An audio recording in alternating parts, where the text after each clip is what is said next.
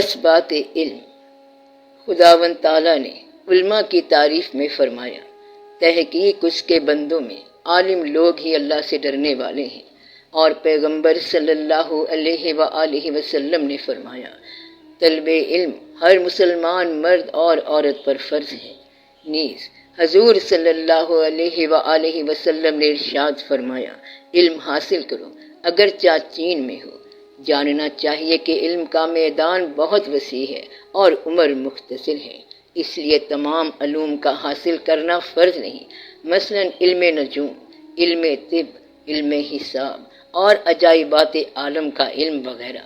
صرف اتنا علم حاصل کرنا ضروری ہے جتنا شریعت سے متعلق ہو۔ مثلا علم نجوم اتنا کہ رات کے عالم میں تعین اوقات ہو سکے، طب صرف اس قدر کہ صحت کی حفاظت ہو سکے، اور حساب اتنا کہ علم فرائض کے لیے ضروری ہو یا مدت عدت کا تعین کرنے میں معاون ہو۔ مختصر یہ کہ علم وہی فرض ہے جس پر عمل ہو سکے۔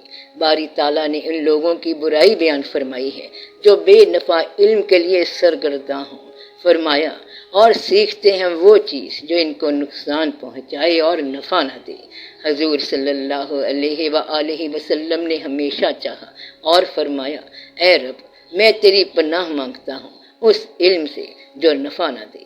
بس تھوڑے علم پر زیادہ عمل ہو سکتا ہے، اور علم کو ہمیشہ عمل کے دوش بدوش ہونا چاہیے۔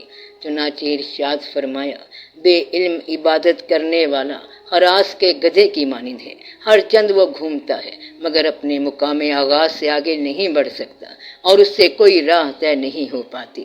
میں نے عوام کا ایک گروہ دیکھا ہے، ایسا گروہ دیکھا جو علم کو عمل پر فضیلت دیتا ہے، اور دوسرا گروہ ایسا ہے جو عمل کو علم پر ترجیح دیتا ہے۔ یہ دونوں عقیدے باطل ہیں، کیونکہ عمل بغیر علم کسی طرح بھی عمل کہلانے کا مستحق نہیں۔ عمل وہی صحیح ہوتا ہے جو علم کی روشنی میں حاصل ہو، اور ایسے ہی عمل سے بندہ ثواب کا حقدار ہوتا ہے۔ جیسے کہ نماز نہیں ہوتی جب تک نماز قائم کرنے والے کو ارکان، طہارت کا علم، پانی کی پہچان، قبلے کی واقفیت، نیت نماز کی کیفیت اور ارکان نماز کا علم نہ ہو۔ غرض جب عمل کی بنیاد ہی علم پر ہے تو ان دونوں میں تفریق محض جہالت ہے۔ اسی طرح علم کی عمل پر فضیلت سمجھنا بھی غلطی ہے، کیونکہ علم بے عمل کو علم نہیں کہا جا سکتا۔ چنانچہ باری تعالیٰ نے فرمایا، اہل کتاب میں سے ایک فریق نے اللہ کی کتاب کو پس پشت ڈال دیا، گویا کہ انہیں علم ہی نہیں۔ عالم بے عمل کو علماء سے خارج گردانا اس لیے کہ علم کا سیکھنا، یاد رکھنا اور یاد کرنا بھی شامل عمل ہے، اور اس سے آدمی ثواب حاصل کرتا ہے۔ اور اگر عالم کا علم اس کے کام اور کسب میں ظاہر نہ ہوتا ہو تو وہ کسی ثواب کا حقدار نہیں ہوتا۔ یہ دو گروہوں کے اقوال ہیں، ایک وہ جو دینوی جاہ و مرتبت کو علم سے وابستہ سمجھتے ہیں اور اس کے ساتھ صحیح برتاؤ کی طاقت نہیں رکھتے، یہ در حقیقت علم سے بے بہرہ ہوتے ہیں، عمل کو علم سے جدا رکھتے ہیں، نہ علم رکھتے ہیں نہ عمل۔ ایک کہتا ہے علم گفتار نہیں بلکہ عمل کی ضرورت ہے، دوسرا کہتا ہے علم چاہیے عمل کی ضرورت نہیں۔ ابراہیم ادہم رضی اللہ عنہ سے حکایت ہے کہ انہوں نے کہا کہ میں نے راہ میں ایک پتھر دیکھا، اس پر لکھا ہوا تھا کہ مجھے پلٹ کر پڑھو۔ میں نے پلٹا تو اس پر لکھا تھا تو اپنے علم پر عمل نہیں کرتا، تو پھر جس چیز کا تجھے علم نہیں وہ کیوں طلب کرتا ہے؟ اس چیز پر کار بند ہو جس کا تجھے علم ہے، تاکہ اس کی برکت سے تجھے وہ چیز بھی حاصل ہو جائے جس کا تجھے علم نہیں۔ حضرت انس بن مالک رضی اللہ عنہ نے فرمایا، علماء کی ہمت روایت یعنی عقل کے ذریعے حاصل کرنا ہوتی ہے، اور جاہلوں کی بذات روایت یعنی محض نقل کرنا، کیونکہ اہل جہالت علماء سے دور ہوتے ہیں۔ جو علم سے دنیا کی عزت اور مرتبہ چاہتا ہے عالم نہیں ہوتا، کیونکہ دینوی جاہ و مرتبت جہالت کے متعلقات سے ہے، اور علم کے لیے یہ بلند ترین مقام ہے کہ اگر علم نہ ہو تو انسان پر لطائف خداوندی کا کوئی راز ظاہر نہیں ہوتا، اور جب علم موجود ہو تو آدمی ہر مقام کے مشاہدے اور مرتبے کا سزاوار ہوتا ہے۔ واللہ عالم بالصواب۔ علم الہی معلوم ہونا چاہیے کہ علم دو ہیں، علم خداوندی اور علم بندہ۔ بندے کا علم خدا کے علم کے سامنے ہیچ ہے۔ خدا کا علم اس کی صفت ہے، اس کی ذات سے قائم، اور اس کے اوصاف کی کوئی انتہا نہیں۔ ہمارا علم ہماری صفت ہے، ہماری ذات پر منحصر، اور ہمارے اوصاف محدود ہیں۔ باری تعالیٰ نے فرمایا، اور نہیں دیا گیا تم کو علم مگر تھوڑا۔ الغرض علم صفات مدح سے ہے، اور اس کی حد صرف معلومات کے دائرے اور تعینات کے حلقے تک ہے۔ علم کی حدود کا بہترین تصور یہ ہے کہ علم ایک ایسی صفت ہے جو جاہل کو عالم بناتی ہے۔ اللہ تعالیٰ نے ارشاد فرمایا، اور اللہ کافروں کا احاطہ کرنے والا ہے، اور یہ بھی فرمایا، اور اللہ ہر چیز کو جاننے والا ہے۔ اللہ تعالیٰ کا علم ایک ہے جس سے وہ تمام موجودات، معدومات اور خلق کو جانتا ہے۔ اس علم میں کوئی اس کا شریک نہیں، یہ بٹ نہیں سکتا، اور نہ ہی اس کی ذات پاک سے جدا ہو سکتا ہے۔ ترتیب کائنات اس کے علم کی دلیل ہے، کیونکہ فعل محکم فاعل کا مرکزی ہوتا ہے۔ اس کا علم اسرار کائنات پر حاوی ہے اور اظہار پر محیط۔ طالب حق کو چاہیے کہ اپنے ہر کام میں باری تعالیٰ کو شاہد اور ناظر سمجھے۔ کہتے ہیں بصرہ میں ایک رئیس تھا، وہ اپنے باغ میں گیا، وہاں اس کی نظر اپنے ملازم کی بیوی پر پڑی۔ ملازم کو کسی کام کے بہانے باہر بھیج دیا اور عورت سے کہا دروازہ بند کرو۔ عورت نے کہا میں نے سب دروازے بند کر دیے ہیں، مگر ایک ہے جو بند نہیں ہو سکتا۔ رئیس نے پوچھا وہ کون سا ہے؟ عورت نے جواب دیا جو ہمارے اور خدا کے درمیان ہے۔ رئیس بہت پیشمان ہوا اور توبہ کی۔ حاتم اسم رضی اللہ عنہ نے کہا میں نے 4 چیزوں کا علم حاصل کیا اور تمام دنیا کے علوم سے رہائی پائی۔ ان سے پوچھا گیا کون سی 4 چیزوں کا علم ہے؟ کہا اول یہ کہ میں نے یہ جانا کہ میرا رزق مقدر ہے اور کم یا زیادہ نہیں ہو سکتا، اس طرح طلب زیادہ سے نجات پائی۔ دوم یہ کہ میں نے یہ جانا کہ خداوند تعالیٰ کا مجھ پر حق ہے اور وہ میرے سوا کوئی ادا نہیں کر سکتا، میں اس حق کو ادا کرنے میں مشغول ہو گیا۔ سوم یہ کہ میں نے یہ جانا کہ میرا ایک طالب ہے یعنی موت، جس سے مفر نہیں، میں نے اس کو پہچان لیا۔ چہارم یہ کہ میں نے یہ جانا کہ میرا ایک خدا ہے، میرے حال سے پوری طرح واقف، میں اس سے شرمسار رہا اور ناشائستہ افعال سے بچا۔ جب بندے کو علم ہو کہ خدائے پاک ناظر ہے تو اس سے کوئی ایسی حرکت سرزد نہیں ہوتی جس کے باعث روز قیامت شرمندہ ہونا پڑے۔ بندے کا علم امور خدا اور اس کی معرفت سے متعلق ہونا چاہیے، اور فرض وہ علم ہے جو وقت کے عین مطابق ہو اور وقت پر کام آئے۔ علم کو ظاہری اور باطنی طور پر 2 حصوں میں تقسیم کر سکتے ہیں، یعنی اصول اور فروع۔ اصول کا ظاہر قول شہادت اور اس کا باطن تحقیق معرفت ہے۔ اسی طرح فروع کا ظاہر درستی معاملات اور اس کا باطن درستی نیت ہے۔ یہ سب ایک دوسرے کے بغیر قائم نہیں ہو سکتے۔ حقیقت باطن کے بغیر ظاہر منافقت ہے، اور ظاہر کے بغیر باطن زندگاہ۔ ظاہر شریعت بغیر باطن کے ناقص ہے، ظاہر شریعت بغیر باطن کے ناقص ہے، اور باطن بے ظاہر حوث۔ علم حقیقت کے 3 ارکان ہیں۔ اول ذات خداوند تعالیٰ اور اس کی وحدانیت کا علم اور اس کے ساتھ کسی چیز کی مشابہت کی نفی۔ دوم خدائے تعالیٰ کی صفات اور اس کے احکام کا علم، اور سوم اس کے افعال اور ان کی حکمتوں کا علم۔ اسی طرح علم شریعت کے بھی 3 ارکان ہیں۔ اول کتاب، دوم سنت، اور سوم اجماع امت۔ اور ذات و صفات اور افعال خداوندی کے علم کے ثبوت میں باری تعالیٰ کا ارشاد ہے تو جان لو اللہ تعالیٰ ہی صرف لائق عبادت ہے۔ نیز ارشاد فرمایا پس جان لو کہ اللہ تمہارا مالک ہے۔ نیز فرمایا کیا تو نے نہیں دیکھا تیرے رب نے سائے کو کیسے دراز کیا؟ کیا وہ اونٹ کی طرف نہیں دیکھتے کہ کس انداز پر پیدا کیا گیا؟ اسی طرح کی اور بہت سی آیات ہیں جن میں افعال خدا بندی پر غور کر کے صفت باری تعالیٰ کو سمجھنے پر زور دیا گیا ہے۔ نیز پیغمبر صلی اللہ علیہ وآلہ وسلم نے ارشاد فرمایا کہ جس نے اللہ تعالیٰ کو رب جانا اور مجھے اس کا پیغمبر تسلیم کیا، اللہ تعالیٰ نے اس کا گوشت اور خون دوزخ کی آگ پر حرام کر دیا۔ علم ذات خدا بندی کی شرط یہ ہے کہ عاقل و بالغ یہ جانے کہ حق تعالیٰ کی ذات قدیم، بے حد اور بغیر حدود موجود موجود ہے، نہ کسی جگہ اور نہ کسی جہت کے ساتھ مخصوص اس کی ذات باعث آفت نہیں، اس کی مخلوق میں کوئی اس جیسا نہیں، اس کی نہ بیوی ہے نہ اولاد ہے، اور جو کچھ تیرے وہم میں صورت پذیر ہو سکے یا غرد کے دائرہ اختیار میں سما سکے وہ اس کا خالق اور قائم رکھنے والا پروردگار ہے۔ اس نے فرمایا کوئی شے اس کے مثل نہیں، وہ سننے والا اور دیکھنے والا ہے۔ اس کی صفات کا علم یہ ہے کہ آدمی جان لے کہ اس کی صفات اس طرح اس کی ذات کے ساتھ موجود ہیں کہ یہ صفات نہ اس کی ذات ہیں اور نہ اس کی ذات کا جزو ہیں اور حصہ ہیں۔ وہ ان صفات کے ساتھ موجود اور قائم ہے اور ہمیشہ رہنے والا ہے، اور یہ صفات ہیں جیسے علم، قدرت، حیات، واردات، سمع، بصر، کلام اور بقا۔ چنانچہ حق تعالیٰ نے ارشاد فرمایا تحقیق وہ جاننے والا ہے دلوں کی بات کا۔ نیز ارشاد فرمایا اور اللہ ہر چیز پر قادر ہے۔ نیز فرمایا اور وہ سننے اور دیکھنے والا ہے اور وہ جو چاہتا ہے کرتا ہے۔ نیز فرمایا وہ زندہ اور قائم ہے اور اس کے سوا کوئی معبود نہیں۔ نیز فرمایا اس کی بات سچی ہے اور سلطنت اسی کی ہے۔ رہا اس کے افعال کے اسبات کا علم تو وہ یہ ہے کہ وہ مخلوقات اور ان کے افعال کا پیدا کرنے والا ہے۔ عدم اس کے حکم سے ہستی کی شکل میں نمودار ہوا ہے۔ وہ خیر و شر، نفع اور نقصان کا پیدا کرنے والا ہے۔ چنانچہ ارشاد فرمایا اللہ ہر چیز کا پیدا کرنے والا ہے۔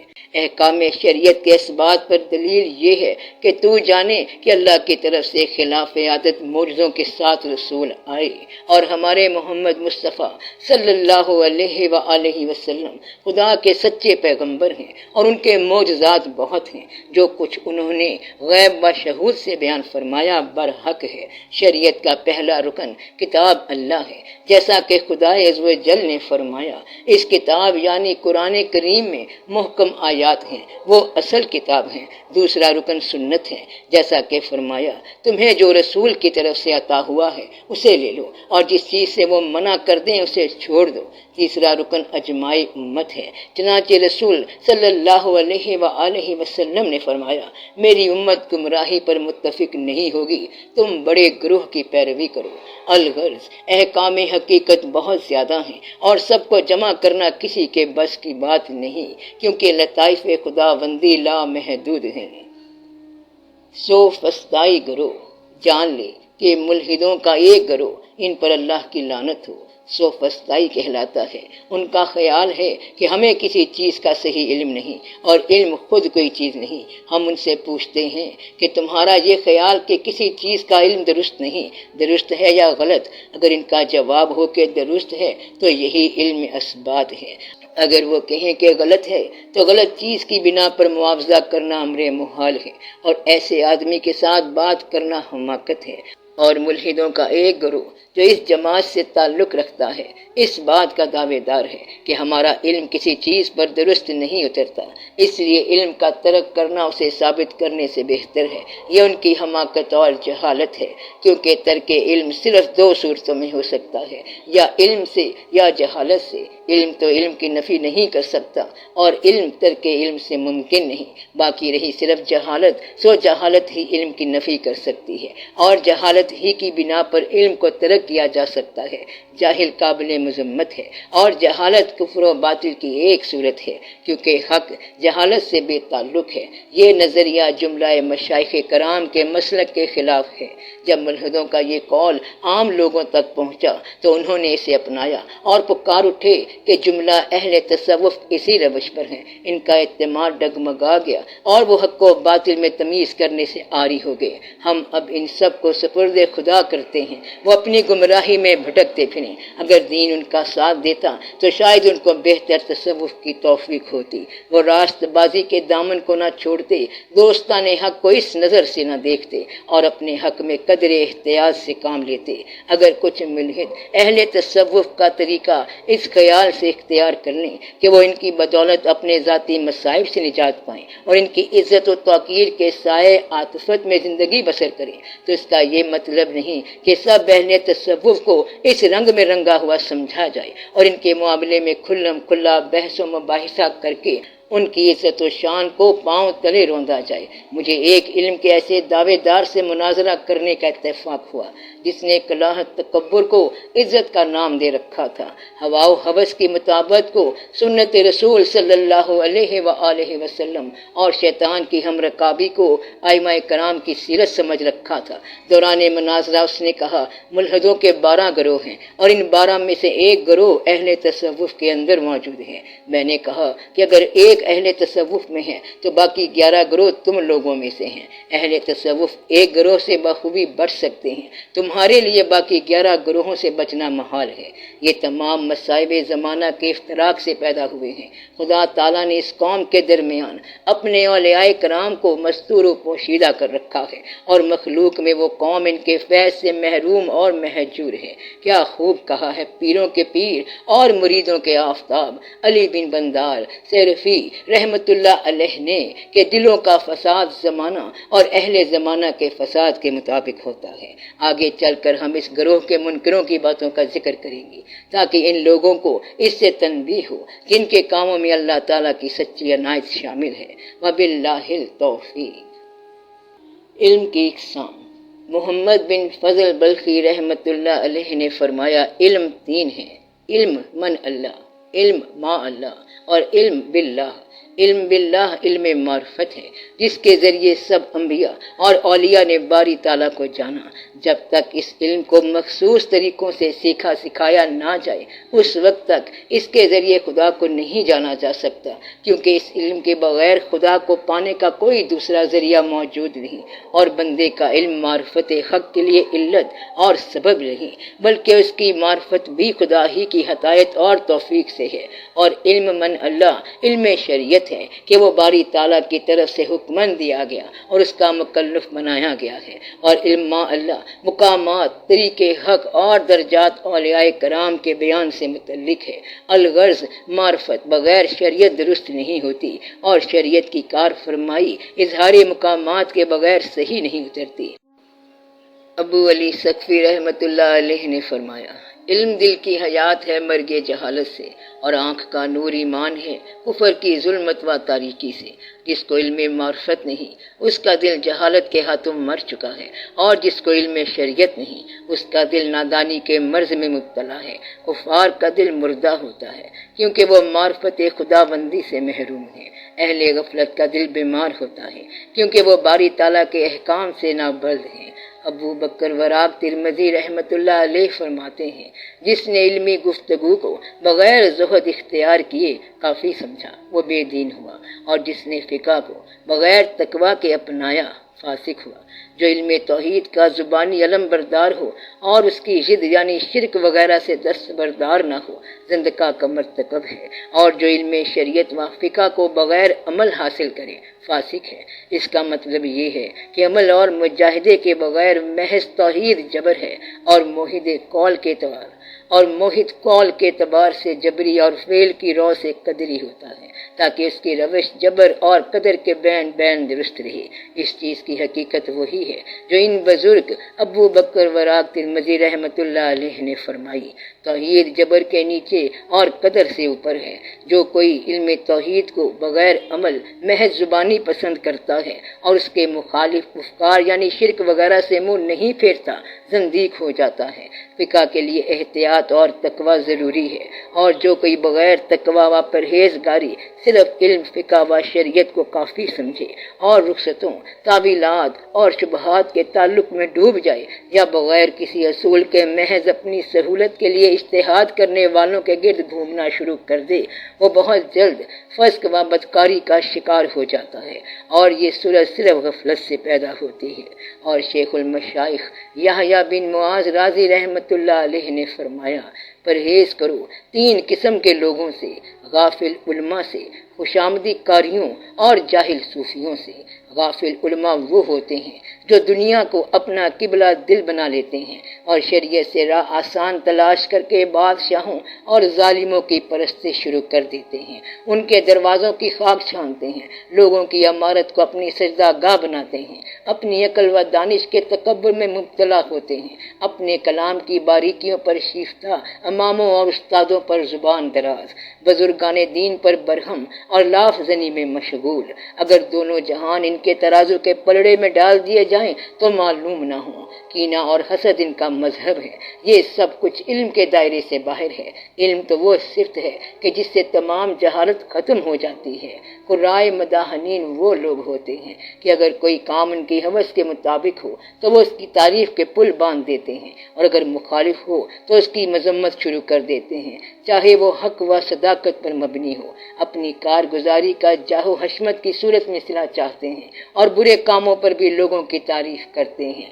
جاہل صوفی وہ ہوتا ہے جو صحبت پیر سے محروم ہو اور اس نے کسی بزرگ سے کسب ادب نہ کیا ہو، لوگوں کے درمیان اچھل پڑا ہو، بغیر زمانہ کی سختی برداشت کیے سبز پوش بن گیا ہو، اپنی کور چشمی سے وہ اہل تصوف کی مجلس میں سما جاتا ہے اور پاس حرمت چھوڑ کر مسرت و انبساط میں مستغرق ہو جاتا ہے۔ وہ اپنی حماقت کی وجہ سے سب کو اپنے جیسا خیال کرتا ہے اور اس طرح حق و باطل کی تمیز کا دروازہ اس کے لیے بند ہو جاتا ہے۔